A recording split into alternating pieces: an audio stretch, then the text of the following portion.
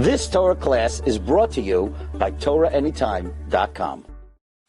Okay, Rabbi say they're expecting a big snowstorm. So a few brief halachas about snow. The question is, may one walk on snow on Shabbos? Are you allowed to walk on the snow? So why couldn't you walk on the snow? Why would you think you can't walk on snow on Shabbos?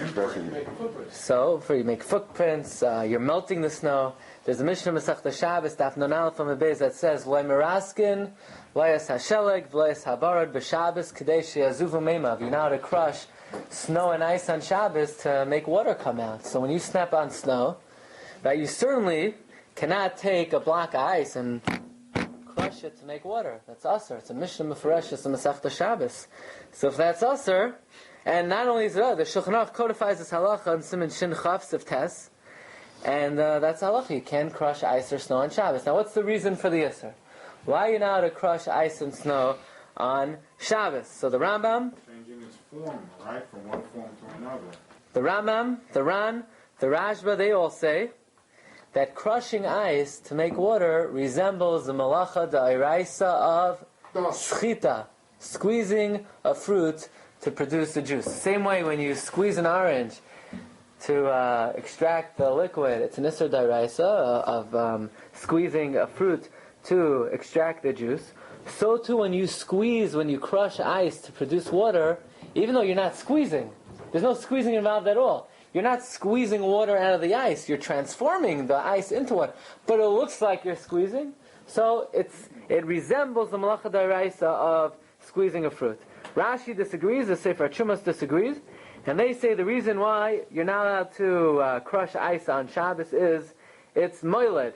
You're producing a new entity. It used to be a solid. You're producing a new entity. You're creating a liquid. So Allah L'may said one is not allowed to, if you have some ice left over in your cup, you're not going to crush it to produce water. That's halacha. You know how to do that. How about to step on snow on Shabbos? Are you allowed to step on snow on Shabbos? The halacha is, you may. It's halacha mefureshes in Shulchan Aruch, Siman Shin Chaf, Sif Yud Gimel. It says, Doires sheleg beraglav. You could step on snow with your feet, ve'enoi chayshesh, with no concern whatsoever. So the question is, why? You're not doing it. Temporary imprint, right? It's not. Why are you allowed to step? You're not allowed to crush ice on Shabbos. But you're not. It's not ice. Snow, you're not allowed to crush snow either. Snow's ice business. You're not allowed to. So Mishnah Berurah gives two reasons for the halacha. Number one, from the Sefer Tais Shabbos, and that is Seina Maskavein.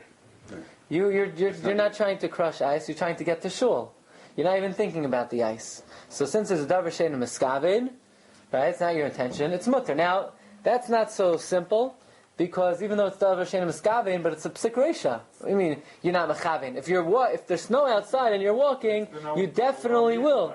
What? Yeah, but that's not what happens. Psik reisha le'nichale is also.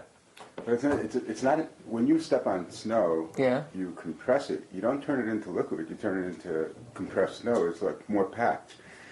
You're not changing. No. It's not shvita. Because if it's cold enough outside, it's not going to come. No, look at when you look at your shoe after you step in the snow. There's moisture on the When you come inside into a walk. outside also. Take off as soon as you step. 1 second. Yeah. It depends on the snow. Okay, so that's the first reason. The first reason you're allowed to walk on it is because it's davar sheina maskavein. However, the Taz writes a completely different reason, and that is what? The Taz says, yes, stepping on snow, you're making water, and really it should be aser, and it's a psik reisha, because it's unavoidable that you're going to produce water, and really it should be aser midrabanan.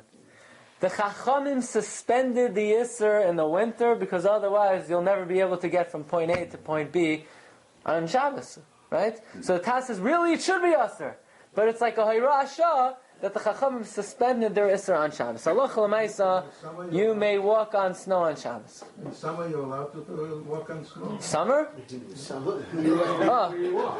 If, let's say, it snows in the summer, are you allowed to walk on snow? So now it depends. According to the Tais Shabbos, it's a davar sheina maskavein. According to the Taz, maybe you'd have to stay home. That's a good point.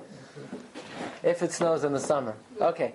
One more question. One more halachic issue. Why? What about one more halachic issue? And that is, from the bottom of your boots, it says Nike, it says Reebok, it says Rockport or whatever type of boot you have, and every time you walk in the snow, you're writing, you're advertising for Nike.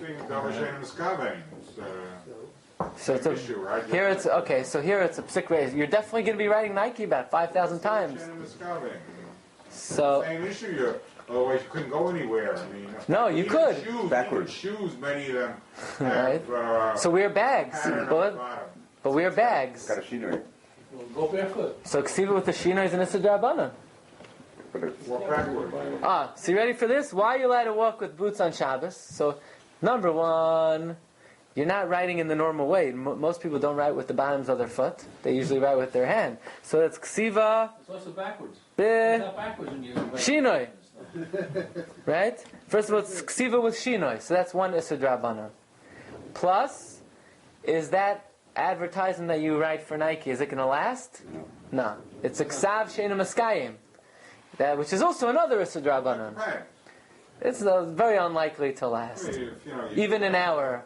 Very unlikely. Walkway and Yeah, it's there's a not piece of snowing paper anymore, but on it's the still very floor, you cold. walk on that piece It of could stay. paper, you can do it. Yeah, but look. First of all, it's snowing. It might get covered. It might melt. It might blow.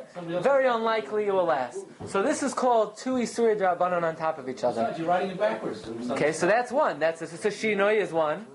It's ksav she'ena maskayim is two.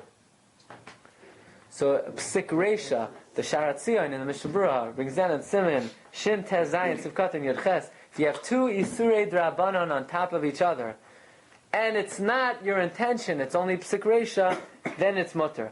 But if taka Reb Zalek, let's say they hire you out for Nike to advertise for them, and you're walking around stomping Nike, then it will not be permitted to walk on Shabbos. Okay, so that's this week's Dvar Halacha. You've just experienced another Torah class brought to you by TorahAnytime.com.